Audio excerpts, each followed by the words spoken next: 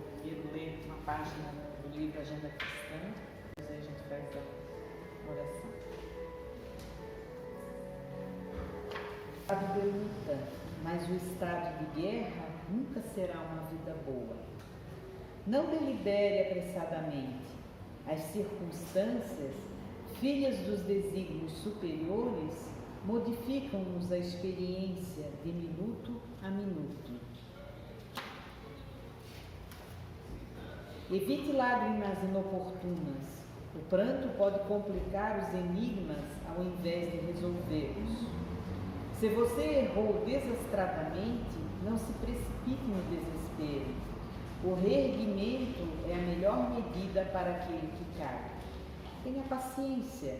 Se você não chega a dominar-se, debalde buscará o entendimento de quem não o compreende ainda. Se a questão é excessivamente complexa, espere mais um dia ou mais uma semana a fim de solucioná-la. O tempo não passa em vão. A pretexto de defender alguém, não penetre o círculo barulhento.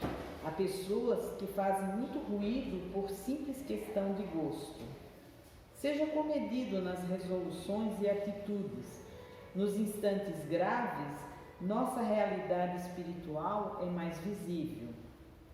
Em qualquer apreciação alusiva a segundas e terceiras pessoas, tenha cuidado. Em outras ocasiões, outras pessoas serão chamadas a fim de se referirem a você.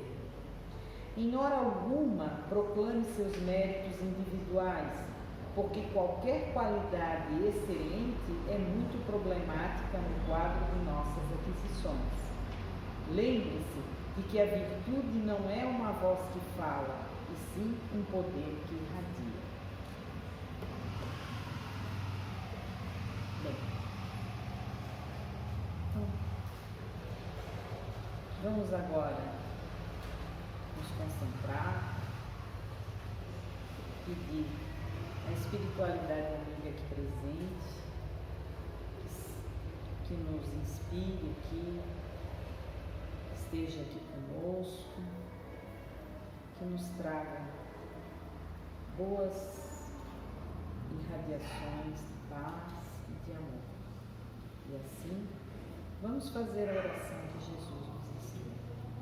Pai nosso, que estais nos céus, santificado seja o teu nome. Venha a nós o teu reino. Seja feita a tua vontade, assim na terra como nos céus. O pão nosso de cada dia nos dás hoje. Perdoa as nossas dívidas, assim como nós perdoamos aos nossos devedores. E não nos deixes cair em tentação, mas livra-nos de todo mal, que assim seja. Bem, posso falar agora, Maria, que vai fazer o jantar.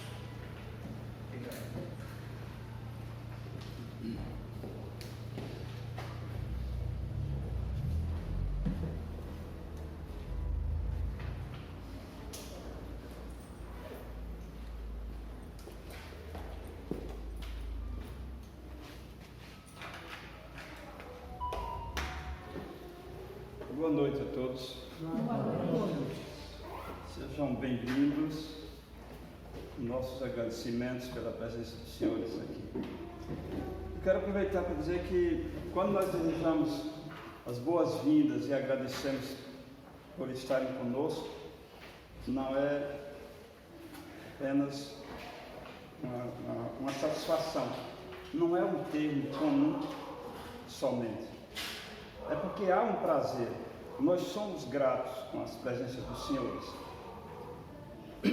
Nós precisamos dessa energia, dessa troca. E tenho certeza que os senhores reforçam a nossa vontade de continuar nessa caminhada. Nós precisamos tanto dos senhores quanto a casa nos acorde com prazer. A propósito, eu tenho fazer só uma historinha, que antes de entrar no nosso tema, no nosso assunto. Um senhor escreveu em um jornal, dizendo: eu frequento a casa espírita há 30 anos E durante esses 30 anos eu devo ter assistido aproximadamente 2.000 palestras. Exceto algumas, eu não lembro de quase nenhuma. Alguma coisa me lembro. Então eu cheguei à conclusão que eu estava perdendo meu tempo. E achando que também os palestrantes estariam perdendo o tempo deles. E ele publicou no jornal e essa matéria gerou uma repercussão. E foi outro senhor lá no jornal e escreveu a resposta. Nos mesmos termos, ele disse, eu estou casado há 30 anos. E durante esses 30 anos, a minha esposa deve ter feito aproximadamente umas 9.000 refeições para mim. Exceto algumas delas, eu não lembro das demais. Mas de uma coisa eu tenho certeza. Todas elas me alimentaram, me fortaleceram o meu organismo e me permitiram que eu conseguisse trabalhar, cumprir minhas obrigações.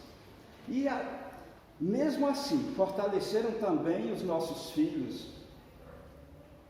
Sem essas refeições, certamente nós talvez nem teríamos resistido, já tivéssemos morrido. Então, da mesma forma, eu frequento a casa espírita para fortalecer meu espírito, minha alma. Se eu não tivesse frequentando a casa espírita, certamente eu já estaria enfraquecido espiritualmente. Aqui é o nosso alimento, é aqui que nós fortalecemos nossa alma. Eu peço aos senhores que nos encorajem os amigos, os conhecidos a frequentarem a casa. É aqui que nós precisamos fortalecer nossa alma. Assim como nós fortalecemos nosso organismo, e muitas vezes não damos conta, nós não precisamos estar marcando que essa refeição foi boa. Nós precisamos estar sempre frequentando. Então, nosso muito obrigado por terem vindo estar conosco. É assim que nós nos fortalecemos. O nosso tema de hoje é sobre depressão. Se falar sobre depressão, a depressão tomou uma proporção muito gigante no mundo. Nós temos hoje as divulgações de que a depressão atinge aproximadamente 350 milhões de pessoas no mundo. É quase o dobro da população do Brasil. Aqui no Brasil nós temos em torno de 5,8% da população com depressão. Nós temos cerca de 11,5 milhões de pessoas no Brasil que sofrem de depressão. Isso o que é diagnosticado, o que é informado. É que a depressão, algumas décadas atrás, a depressão era mais natural, era mais comum nos idosos e pessoas adultas. E ela foi se influenciando no meio da juventude, foi se infiltrando no meio da juventude. Hoje nós temos os jovens também com depressão e até crianças deprimidas. E essas crianças, esses jovens, em grande número. Cresceu proporcionalmente o número de deprimidos de forma generalizada. Então, a depressão, vamos conhecer um pouquinho das informações biológicas, como é descrita dentro da medicina tradicional, e vamos ver como se explica dentro da visão espírita. Dentro da visão biológica, a depressão é assim como a palavra, na verdade, diz. Na nossa realidade, quando descemos uma ladeira, estamos descendo uma depressão, participando de uma depressão. No campo físico, no campo orgânico, não é diferente. Também é uma descida. Só que quem faz essa descida é o humor. O humor é aquela condição nossa diária de equilíbrio, de vida, de relações, de bem-estar, de vivência com o meio. E esse humor, ele passa a ser prejudicado é o que nós chamamos, por isso que se fala depressão ou transtorno depressivo ou transtorno do humor. O que significa o transtorno? Impedimento, prejuízo. Se a nossa caminhada é prejudicada, nós estamos enfrentando um transtorno. Se há prejuízo, há uma descida. Então, transtorno do humor, impedimento ou prejuízo do fluxo daquelas substâncias que equilibram o humor, a tendência à depressão. Naturalmente, existem as causas para isso. O que acontece é que nesse prejuízo, nesse transtorno do humor, muitas vezes as pessoas confundem. Aí é onde vem os diagnósticos, as informações que às vezes não são tão precisas, porque tem pessoas que têm uma tristeza e acham que estão deprimidas. E vão ao médico pela função de uma tristeza profunda, estão deprimidos. Não é depressão. A depressão tem suas descrições para ser realmente diagnosticada como depressão. Essas substâncias que causam esse transtorno são substâncias bem faladas, bem comentadas. Serotonina, dopamina, noradrenalina, são substâncias que funcionam na ligação dos neurotransmissores. Nós temos em nosso, o que chamam de neurônios, bem conhecido. Dizem que uns têm mais neurônios do que outros, mas a verdade é que todos são iguais. O que acontece são essas substâncias que diminuem. Aqui faz a ligação, a conexão entre os neurônios. Neurônios são tipos de bastonetes que ficam próximos um do outro e não se tocam. Eles transmitem respostas, perguntas e respostas de um para o outro, e essa transmissão é feita por uma substância líquida espessa chamada de neurotransmissores. Esse líquido que faz a ligação entre os neurônios. E quando ele diminui, a tendência é as respostas chegarem atrasadas ou não serem adequadas para o meio. A tendência é você ficar mais deprimido. Mas o nosso humor funciona mais ou menos. Eu vou tentar fazer um desenho aqui para deixar claro como funciona o nosso humor.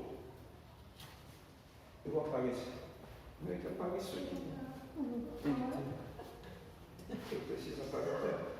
Vocês entendam o funcionamento do nosso humor.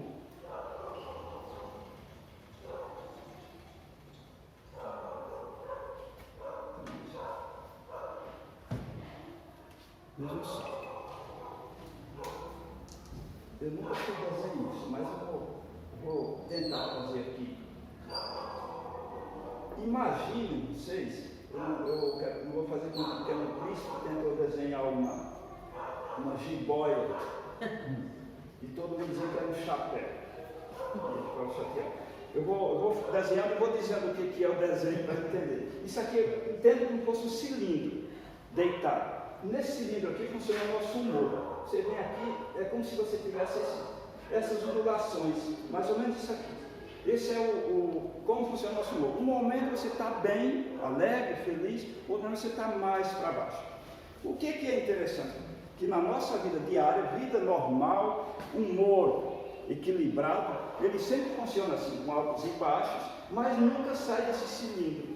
Ele não sai nem para a parte superior, nem para a base, para a parte inferior. O nosso humor está sempre equilibrado. Você tem momentos meio para baixo, um pouco mais triste, momentos mais alegres, mas está dentro do limite. O deprimido, a pessoa que sofre de depressão, normalmente ele está só aqui embaixo. O ciclo dele está sempre embaixo. Se ele desce bastante aqui, ele entra em depressão profunda. Mas o deprimido constante, ele precisa ter uma frequência, porque a depressão não é só um dia hoje eu estou mal, outro dia eu estou bem, outro dia eu estou bem mal.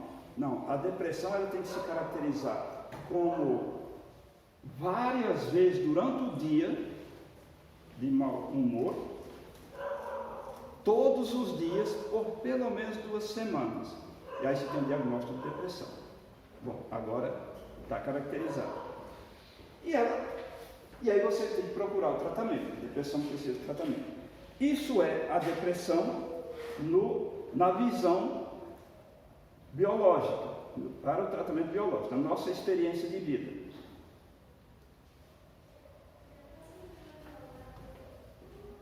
E nós chamamos de transtorno, esse transtorno do humor também de transtornos mentais. Por que transtornos mentais? Porque são substâncias no cérebro, na mente humana. Afeta todo o comportamento humano. E aí vem o nome de transtornos mentais. E os transtornos mentais não é só a depressão. Nós temos uma série de transtornos mentais na nossa vida, que são os incômodos. Desde nossa infância que a gente está enfrentando os transtornos. Você tem transtorno mental na primeira infância, tem transtornos cognitivos, tem transtornos psicóticos, tem transtorno do sono, tem transtornos alimentares, e os transtornos de personalidades, transtorno de ansiedade e o tal chamado transtorno do humor. Transtorno do humor, que é a depressão, exatamente porque prejudicou o humor.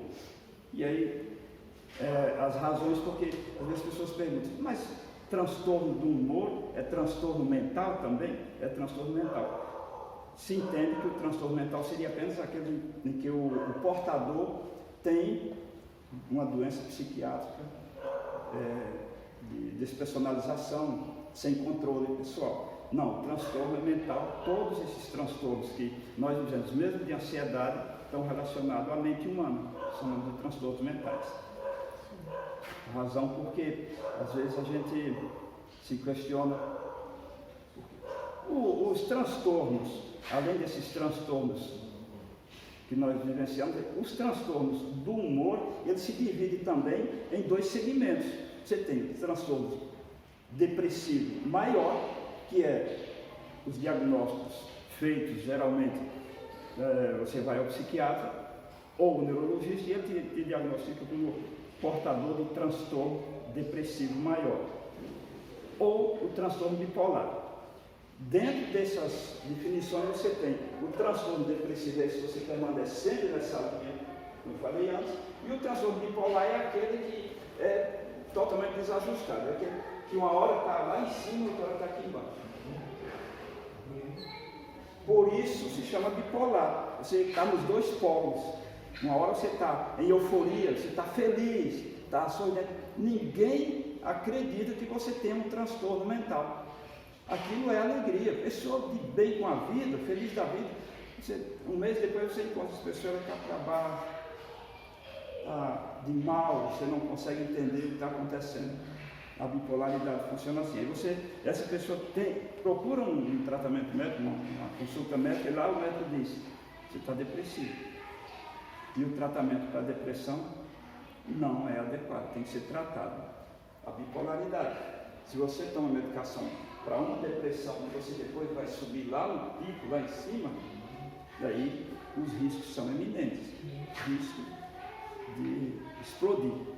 Ou seja, se eu tenho momentos que eu estou lá no alto, sem medicação para isso, eu não estou tomando nenhum ansiolítico, não estou tomando nenhum antidepressivo, e eu tenho momentos que estou alegre. Imagina se eu tomar um antidepressivo, quando chegar mesmo, para não ficar deprimido, quando eu chegar no momento do pico de euforia, eu não vou suportar. Isso, grande causa de suicídio está relacionado a isso. Alterações na medicação. É preciso que o profissional de saúde saiba o que está tratando. Se é um transtorno depressivo maior, ou se está tratando de uma bipolaridade. A bipolaridade precisa ter esses cuidados, ser um diagnóstico preciso. Bipolar é um tratamento arriscado. Mas então, sabendo-se disso, sempre que vocês procurarem um tratamento para algum conhecido, porque eu entendo que todos nós já tivemos a oportunidade de conviver com um vizinho, um parente, um amigo, um colega de trabalho que seja portador de um transtorno depressivo, de qualquer um dos tipos. E as depressões se dividem em vários tipos, todas informações de ordem biológica, de ordem medicina tradicional. O que é a depressão? A depressão, na visão médica, na visão biológica, diz assim: é um distúrbio psiquiátrico mais comum no ser humano. é uma doença causada por alterações neuroquímicas no cérebro, atingindo o organismo como um todo, afetando emoções, provocando reações físicas e mentais. Compromete a qualidade do sono, o apetite, principalmente a forma como a pessoa se relaciona consigo e com o mundo. Isso é a visão na medicina tradicional, a visão médica, a visão na ciência, para o tratamento nosso, biológico, para o controle. Mas nós temos ali a Joana de Ângelo, em seu livro que foi psicografado por Divaldo Franco, ela descreve assim: depressão é uma insatisfação do ser em relação a si mesmo. Você vê que não está emparelhado, está no mesmo sentido. E que não foi solucionado, ou seja, uma insatisfação em relação a si mesmo, que não foi solucionada em tempos anteriores. Predomina no self um conflito resultante da frustração de desejos não realizados, nos quais impulsos agressivos se rebelaram, ferindo a estrutura do ego, que emerge em surda revolta, silenciando os anseios e ignorando a realidade. Ou seja, é na verdade algo que está dentro de si, aquele desejo de vivenciar, e não é permitido. O próprio meio, a condição não permite que você faça. E aí você cria aquela revolta. Por isso, você vai ficando frustrado, vai enfraquecendo, vai perdendo forças e perde o desejo da própria realidade de sua vida. Mas na visão espírita, Geraldo diz assim: a depressão é uma expiação silenciosa. Isso tem uma história um pouco antecipada quando se diz no princípio da reencarnação. Você já vem com a missão, com a determinação de trabalhar essa situação não resolvida anteriormente. Então você vem, nós somos no planeta de provas e expiações, você vem para expiar, para superar, para resolver o problema. E quando nós nos deparamos com a definição lá de Joana de Ângelo, ela diz que isso não foi resolvido, e você se revolta porque precisa ser resolvido, você não se permite. A tendência nossa é querermos o bem-estar, não resolver um problema que é para ser resolvido. Então, é uma expiação silenciosa, reflexo do egoísmo e do orgulho, do ser que atua com vistas à consideração das leis da reeducação das potencialidades. Ao vivê-la, não se esconde da própria consciência que convida incessantemente a reparar as faltas, bem como a vivenciar o amor. O objetivo seria esse: você vir, espiar o não resolvido, superar, para você se permitir vivenciar o amor. Você não se permite a expiação, você não se corrige, você reluta, não resolve a depressão e não vivencia o essencial, que é o amor. Nós temos lá no Evangelho segundo o Espiritismo algo mais esclarecedor. No Evangelho segundo o Espiritismo diz assim: a depressão traz as causas da tristeza e da melancolia. Melancolia é uma palavra que é conhecida há longos tempos. Desde a Grécia Antiga já usavam esse termo de melancolia, porque foi esse nome dado na época pelo comportamento, pela postura em que a pessoa ficava melancólica. E essa condição era analisada como sendo, naquela época eles tinham a visão que era a punição que os deuses impunham aos seres humanos por algo errado que ele tivesse feito. E aí se sabe pela história que o tratamento era muito desastroso, era um tratamento que eles chamavam de sangrias. Tinha casos que tinha que furar a cabeça do ser humano para que perdesse sangue, porque eles achavam que era uma pressão muito grande sanguínea que existia e faziam esse tipo de tratamento, entre outros tratamentos agressivos. Então a depressão não era conhecida, não tinha estudo a respeito e era vista como melancolia, mas com essa visão, que era uma punição imposta pelos deuses para tratar algo que ele tivesse feito de errado. Então, o Espiritismo diz, traz as causas da tristeza e da melancolia. O Espiritismo fala assim, que traz as causas da tristeza e da melancolia. Segundo a visão espírita, sabeis porque uma tristeza indefinida às vezes se expousa de vossos corações e vos faz achar a vida tão amarga. Por que a minha vida é tão amarga? São lamentos que nós vamos ver ali nos sintomas, nas características da depressão que a pessoa começa a ter. Por que eu? Por que eu tenho uma vida tão amarga, tão mal, tão sofrida? Né? Mas na verdade, ele continua, é o vosso espírito que aspira à felicidade e à liberdade, e que é ligado ao corpo, que lhe serve de prisão, consome-se em grandes esforços para libertar-se dele. Ou seja, a luta para que eu consiga fazer o que, no meu entendimento, me traria satisfação, mas eu estou preso a um corpo que o meio que eu estou vivendo não me permite fazer. E essa luta, naturalmente, sem resultados, ou melhor, sem um resultado benéfico, um resultado positivo, porque o resultado é a depressão. Mas esta luta me enfraquece, me deixa sem forças. Eu não consigo vencer esse meu desejo. Porém, vendo que são inúteis, cai em desânimo. Ou seja, ele chega a um ponto de tanto relutar, tanto querer conseguir o seu objetivo de viver bem, chega um momento que ele vai perdendo forças, vai desanimando e entra no desânimo. E como o corpo sofre essa influência, a falta de energia, o abatimento de uma espécie de apatia se apoderam de vós, fazendo com que vós acheis infelizes. E aí, esse é o esclarecimento dentro do Evangelho segundo o Espiritismo do que seria as causas reais da depressão. A depressão tem algumas características que quem já conviveu, quem já teve a oportunidade de ver alguém ou conviver com alguém que sofre de depressão, tem algumas características. Não, naturalmente, cada organismo tem sua reação particular, mas tem como características principais, mais comuns, a tristeza de caráter prolongado. Essa tristeza é aquela que muitas vezes você quer se isolar, você quer ficar sozinho.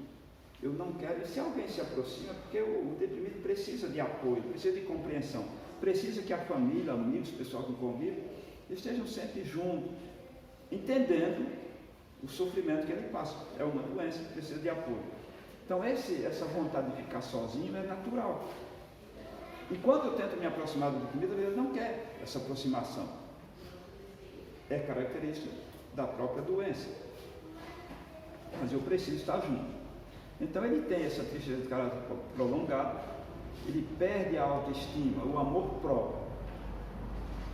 Tem alguns casos de depressão que a pessoa perde a autoestima a ponto de não querer se cuidar. Eu não quero tomar banho, eu não quero fazer meus asseios. Isso tem casos, a depressão profunda, depressão grave, a pessoa não quer. E rejeita também, inclusive, a medicação, seria o tratamento adequado. Eu tenho a sensação sempre de um vazio interior. Tem as alterações do apetite e do sono. A lentidão, a autodesvalorização, o deprimido tem essa lentidão. Na verdade, ele quer fazer alguma coisa. O deprimido, ele sabe que precisa reagir. Ele não tem forças para isso. E a autodesvalorização, ele começa a se achar inútil, que não está sendo visto como ele realmente é, porque ele sabe da capacidade que tem e não consegue fazer. Tendências ao isolamento, que é procura sempre ficar só, a convicção de compreensão e a perda de interesse por atividades de lazer, coisas que nos traz lazer, é preciso que ele faça, ele perde esse interesse. Agora, que ele sente, na verdade? Isso é o que nós vemos de fora. Eu estou lidando com um deprimido, a gente percebe essas características nele. Eu começo a entender que ele é um deprimido. Mas o que ele sente? O que é que o deprimido sente? Nós chamamos de sintomas. Os principais sintomas da depressão. Sentimento de culpa. Se culpa por tudo. Eu não consigo, eu não presto, ele começa a se culpar pelos feitos ou não feitos. A inutilidade, sentimento de inutilidade e desamparo. Mesmo quando você vai se aproximar do deprimido para apoiá-lo, ele não quer o teu apoio, mas ele diz que está sendo desamparado. O sentimento dele é de desamparo. Sentimento profundo de tristeza, desesperança e irritabilidade. A irritabilidade citada lá no Evangelho. Fica irritado porque não consegue fazer o que quer, fazer o que precisa. Dificuldade de concentração e memória. Naturalmente, você não vai conseguir se concentrar, nem ter memória, se o teu pensamento é esse mal-estar, esse desânimo. Dificuldade para pensar, pensamento de morte ou suicídio, frequente, sempre recorrente, pensamento dele, eu sou um inútil, eu não sirvo para nada. O mal-estar interior, a vontade é realmente de não existir. As crises de choro, desespero e solidão. As crises de choro não, naturalmente, se encontra nos deprimidos mais acentuados, que eles já não têm mais controle. Ele se sente tão inútil que já não tem mais controle de si mesmo. E aí, além disso, desses sintomas, acontecem alterações associadas. São manifestações orgânicas que são associadas como também consequências da própria vivência com a depressão. São alterações cardíacas. Quando se diz assim, quando se está com alterações cardíacas, batidas cardíacas ou taquicardia, você diz assim, ansiedade. A depressão também causa isso. O ansioso tem, mas a depressão causa isso. Alterações gastrointestinais, é muito comum, geniturinárias, dores musculares e cefaleias. São manifestações associadas que acontecem com muita frequência. Eu percebo que o nosso tempo é muito curto, não sei se estou falando demais, mas o tempo é muito curto, mas eu tirei só os pontos mais específicos, porque falar de depressão é muito longo, é um assunto muito extenso, tem muita coisa para falar. Só uma informação geral aqui. Existe uma variedade de tipos de depressão que é preciso que haja o entendimento disso. A nossa vivência aqui precisa ser consciente. Sabemos que tem suas causas, suas obrigações espirituais, nós sabemos que vem lá, a doutrina espírita ensina que nós temos uma raiz disso aí para vir fazer a correção, nós temos que vir com esse objetivo, mas existe a situação física, orgânica, de comportamento, de atitudes, de relacionamentos, nós precisamos entender que isso está existindo. Então existe alguns tipos de depressão, chamada depressão reativa, que ela acontece, é mais simples, é mais fácil de ser tratada ou conviver com ela. É um tipo de depressão em que você vive em função da reação com o meio, coisas que você não admite, você não concorda, e você vive esse conflito entre o seu ponto de vista, o que você quer e o que o meio te oferece. Não quer dizer que não seja também com essa mesma raiz, com a mesma origem, que eu venho para pagar esse pedágio, eu preciso passar por isso. Existe a depressão chamada endógena ou psicótica. Esse tipo de depressão é mais grave, é aquela que muitas vezes você já nasce predisposto, você já traz vamos dizer assim, a alteração neuroquímica na sua formação. Essa é mais grave. E uma certa vez em uma palestra, eu escutei o palestrante falando sobre os transtornos mentais, e ele dizia assim, a cada tipo de doença mental, você já nasce predisposto apagar esse momento. Quando você tem na sua formação, lá no primeiro ano de vida, você tem, se houver uma alteração mais grave, você desencadeia logo no primeiro ano de vida. Se você desencadeia aquela alteração lá no terceiro, quarto, quinto ano, ela vai se tornando um tipo de alteração mais leve, alteração que você vai vivenciar na sua vida adulta. E você tem até os 7 anos para ter definido que tipo de pedágio você vai pagar, ou que tipo de transtorno você vai vivenciar, os transtornos mentais. Tem a depressão pós-parto, que é muito idêntica à endógena, é mais, muitas mulheres passam por esse tipo de depressão pós-parto. Normalmente após o parto ela desencadeia a depressão.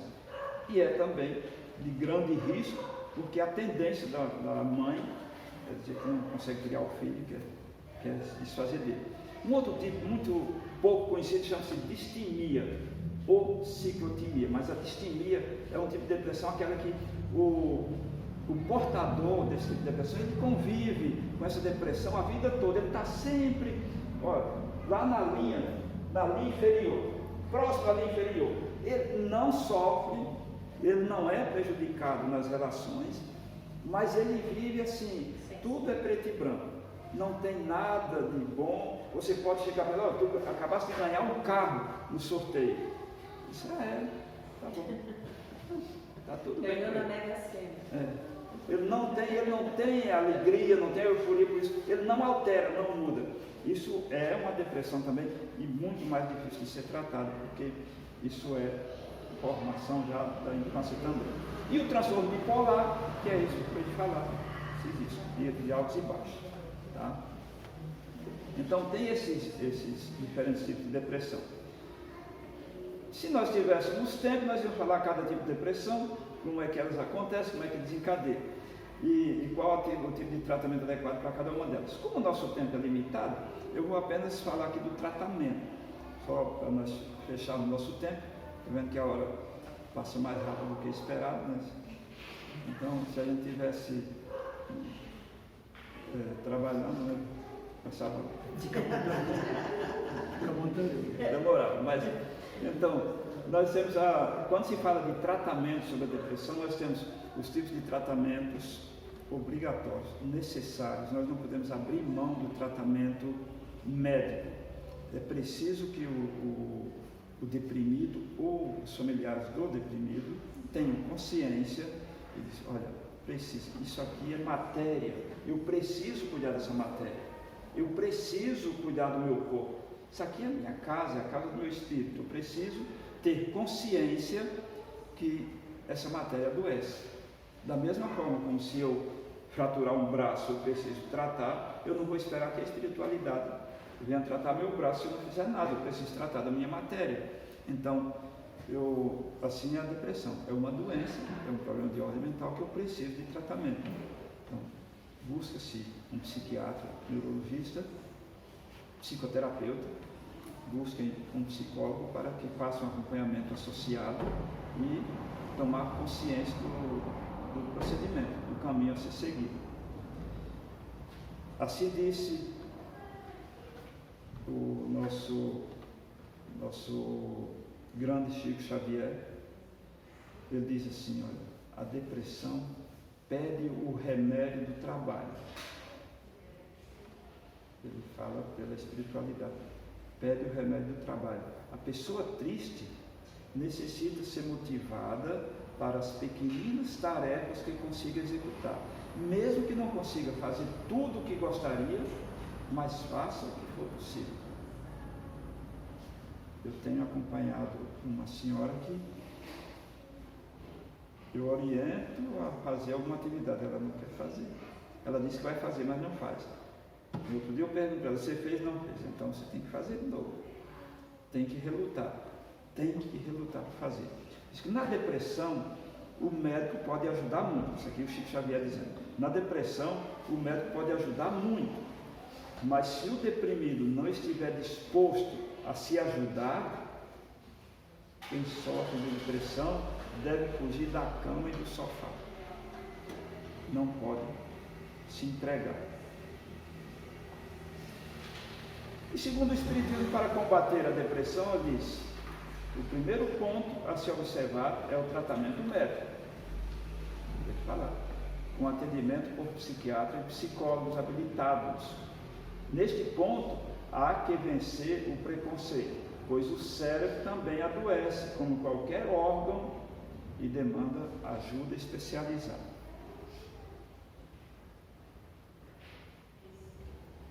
E alguns ensinamentos do Cristo. A prece que nos religa a Deus e nos restaura a harmonia e a paz interior é essencial. São caminhos a serem seguidos. As leituras evangélicas. A caridade como remédio da alma e caminho da redenção. A caridade é sempre citada como ponto importante. As palestras de conteúdos evangélicos doutrinários. E a fluidoterapia como passe e água fluidificada. São aconselhados também. Para concluir, a proposta espírita identifica o indivíduo como responsável pela doença e pela cura. Nós somos responsáveis por adoecermos, mas também somos responsáveis pela cura. Não devemos desistir da busca da cura. Daí a conclusão de que cada caso é um caso, devendo ser respeitada a individualidade. Não há receita de bolo para a cura.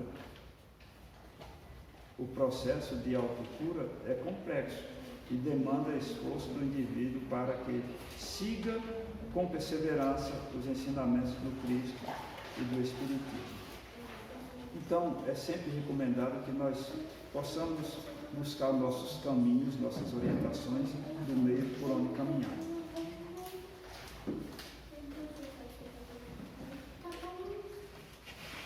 Eu vou concluir uma frase que eu acho interessante.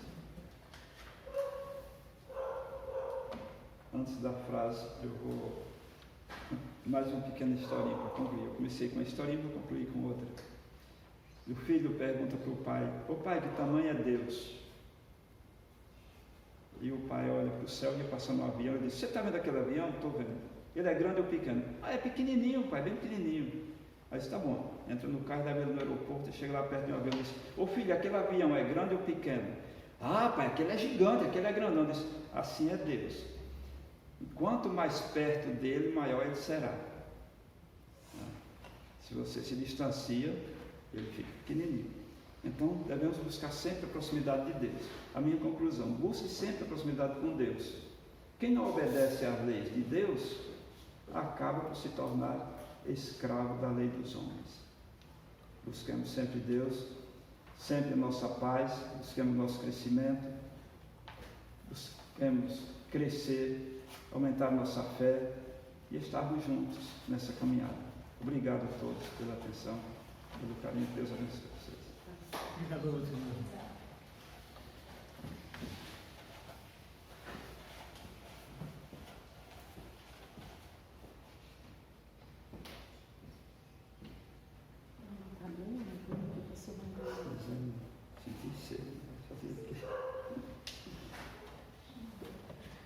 Então, irmãos, vamos mais uma vez agradecer por esse momento, agradecer ao irmão Marinho pela palestra tão importante, que a gente possa ter tirado muitos aprendizados, alguns mais, outros menos, mas um aprendizado que a gente leva e que bota em prática na nossa vida já vai ser muito importante.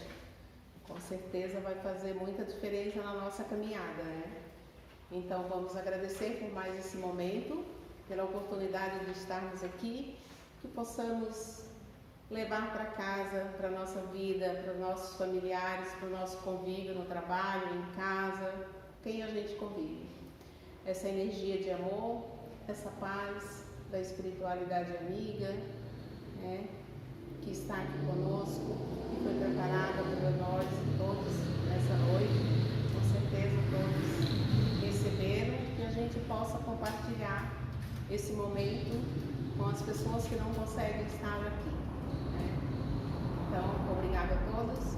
Esperamos na próxima semana estarmos juntos mais uma vez. Uma boa semana.